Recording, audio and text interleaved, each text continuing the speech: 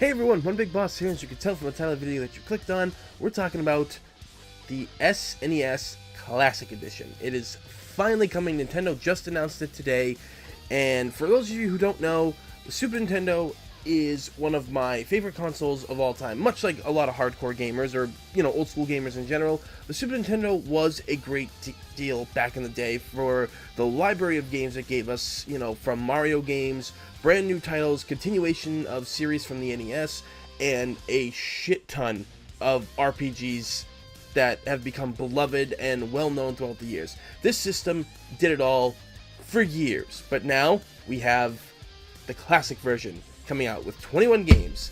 So you've done your job. Farewell. Oops. Anyway, so the thing of it is, 21 games that's coming with kind of seems like for $80. I didn't do the math because I can't remember exactly. Like each Super Nintendo game I think goes for like $5 or $6 a piece, or maybe it's actually more than that. But the lineup isn't that bad at all for the games. There are some kind of ones that are missing that I'm just like, really? We don't have anything from like Data East or anything, or a couple of other titles in there. So far the titles that, all the titles that were released was Contra 3 The Alien Wars, which is a great fucking Contra game. I love that game to death. It's extremely hard and challenging, but the music and the gameplay, the levels, it's a fun, fantastic game, but it's hard as fuck, like any other Contra game. The original Donkey Kong Country is on there, and I like the original Donkey Kong Country, I really do, but my favorite is the second one. Even though Donkey Kong wasn't in it, I still believe that that was the best one that they made, especially in terms of replay value. That was really something amazing and fun. Next up we have Final Fantasy 3, but as you all know, that's not really Final Fantasy 3, yada yada yada. There's a whole, I could go to a whole video about that, but you know what it is. Then we've got F-Zero, which was a launch title for the Super Nintendo, and F-Zero is a lot of fun, so that's pretty cool, we got that. Kirby Superstar, which is probably one of the best Kirby games I've ever played. There is tons and tons of things to do in that game, and it's 2-player in some of the modes. Like the Great Cave and a lot of the other things you do in there, you can play 2 players. Actually, I think the whole game might be 2 players for all the main adventure modes, but yeah, you absorb the guy, you get their powers, and then you can create that guy that you absorb, so your friend can play. And it's really cool, because, like, they never really can die. Sure, like, their health can go to 0, but you can revert them back to their weapon, or their power, and then just make them again. So, a great addition. And Kirby's Dream Course, never played that. I've seen the videos on it and stuff, but looks pretty interesting. Not a bad one. And you have to have this one, Legend of Zelda: A Link to the Past. Now, I'm not the biggest Zelda fan in terms of playing the actual games. I like the stories and the art that come with it, the world of the Legend of Zelda that has been created throughout all these like past 20 plus years, or was it 30 years now? I think it was 30. But either way, I love that game a lot because it is a great game for people with good imagination. The world that you're in, the the Hyrule area, then the Dark World itself. Great game, loved it to death.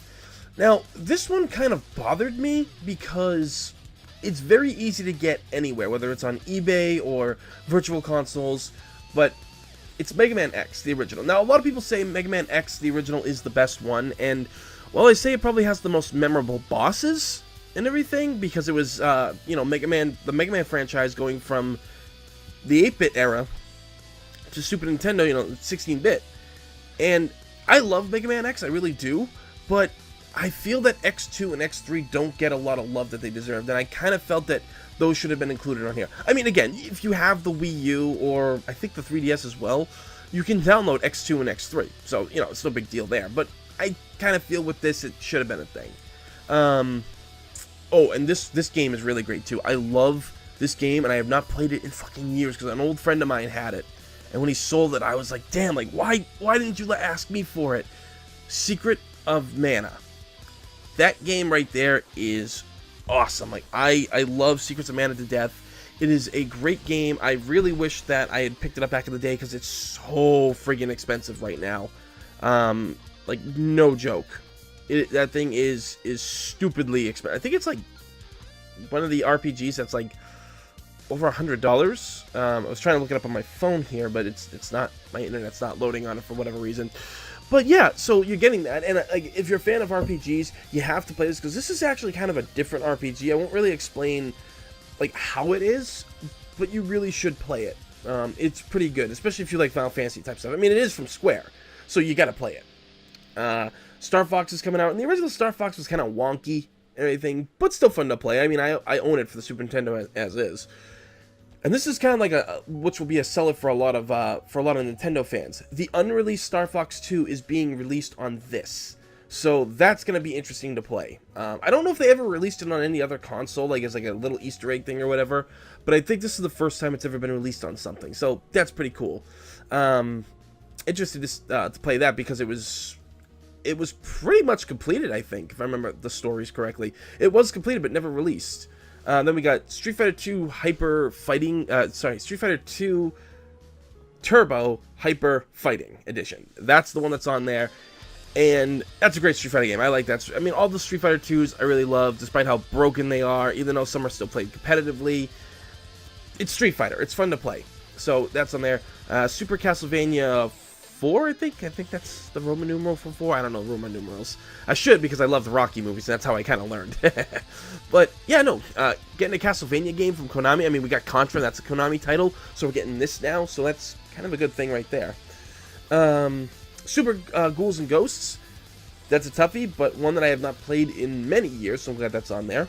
And we're getting Super Mario Kart, which I actually have two copies of anyway. I got the original and like the Nintendo Choice one, or the Player's Choice, whichever one that got that ribbon back in the day. And Super Mario Kart's fun. With the 2-player mode in it, it's pretty fun. The single-player mode's alright, and Rainbow Road on 150cc is a fucking nightmare, because the road is so narrow and there's no walls at all to help you, so you're fucked when you play that thing. Next up is a personal favorite of mine for the Super Nintendo. I still have the physical version of it right there behind me, and it is Super Mario RPG Legend of the Seven Stars. Probably one of my favorite RPGs of all time, and one of my favorite Super Nintendo games of all time. This game was great, and we're still waiting for the sequel, which we'll probably never get, but I'm trying to keep the faith and hope that Square and Nintendo can play nice and make another one. I mean, it's being released on this. Now, I know Nintendo owns Mario, so maybe that's the reason why they can do it. I'm not too sure, but either way, we're getting it, and Super Mario RPG is a little expensive to get at times. I think it is priced anywhere from like $60 to $100. I haven't looked in years because I've owned it, so I haven't really looked. Now, I want the box art, because that's I'm going to make a separate video about video game box art and everything like that. But yeah, I want to get that. Next up is Super Mario World, which was a launch title for the Super Nintendo, and even to this day, it still looks great. The graphics in Super Mario World are really great. They're bright and vibrant, and even when they're not, like when you're in the castles or the ghost house, it's dark and gritty, but the background effects to it and the background design, everything in that game is beautiful, and it has tons of replay value. You know, going through 100%ing the game, getting the Star Road, going to that alternate world where the Koopas become Mario heads and everything. You know, and it's 2 players too, so you can play with a friend, which is really awesome. And next is one of my personal favorites for the Super Nintendo, and that is Super Metroid. A game which actually today, I am getting the box, the original box for Super Metroid. It's coming in the mail today. I found it for like $16 online. So, and it was in great condition too.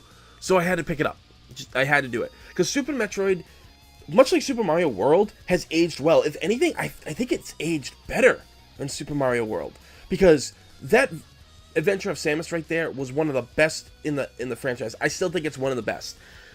The worlds that they created within Zebus, like all the different areas and everything, when it rained, or when you're at the abandoned ship, Norfair, Meridia, all those different places, Brinstar, and the music, everything about this game was fucking beautiful.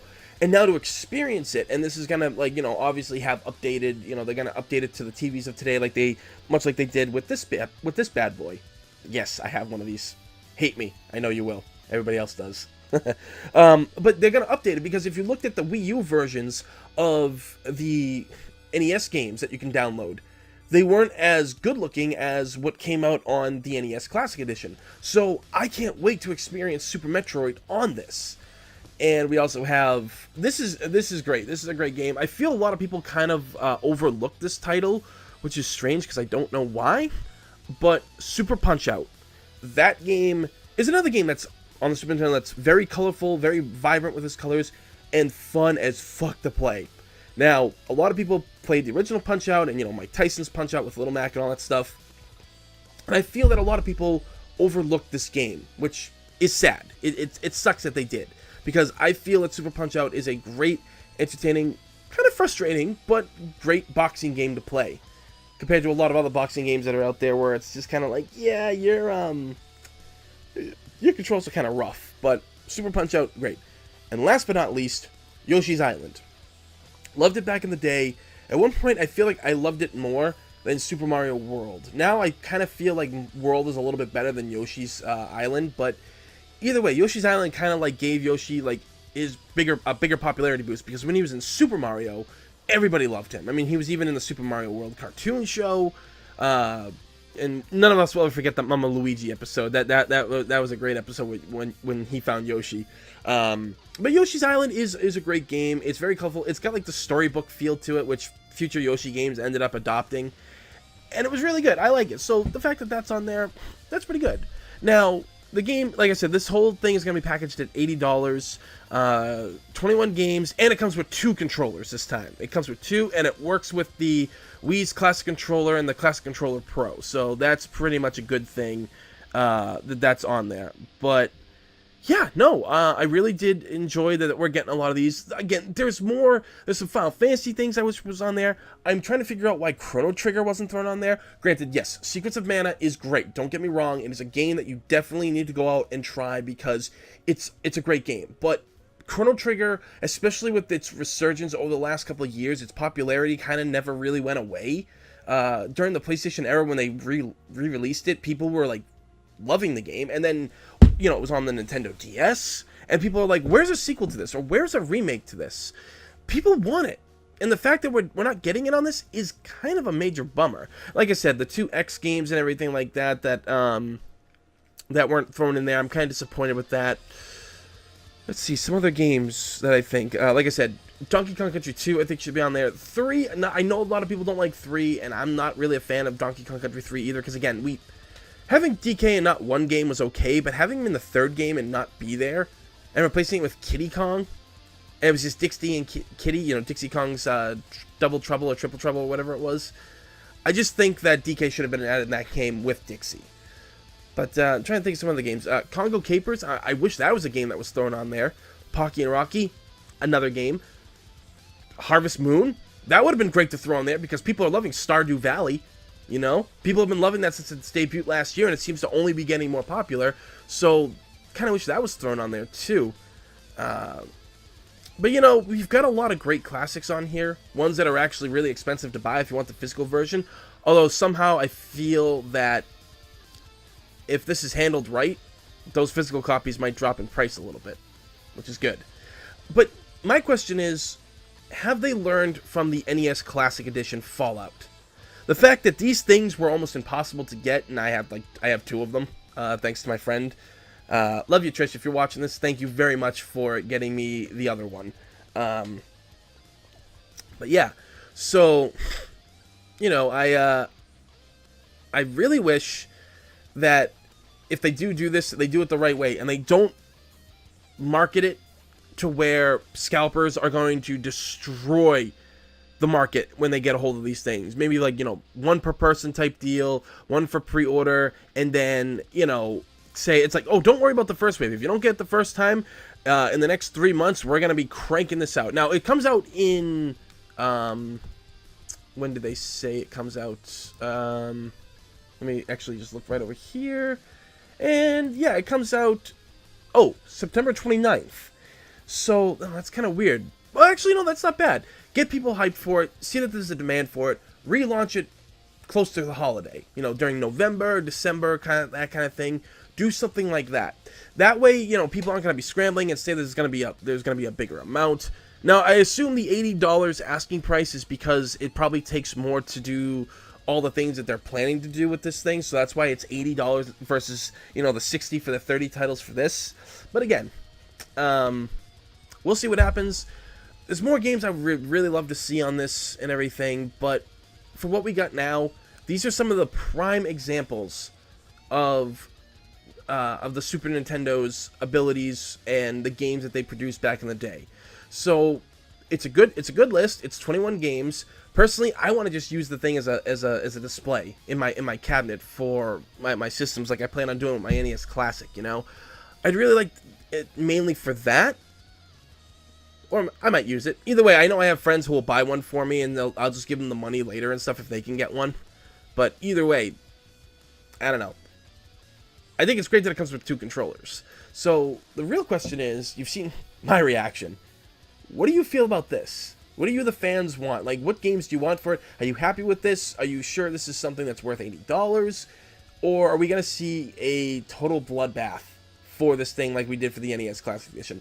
Let me know down in the comments below. Really like your opinion on this. Let me know. So please like and subscribe because it's free in this day and age. Free's a damn good thing. As always, everybody, thank you for watching. I'm One Big Boss, and I will see you all next time.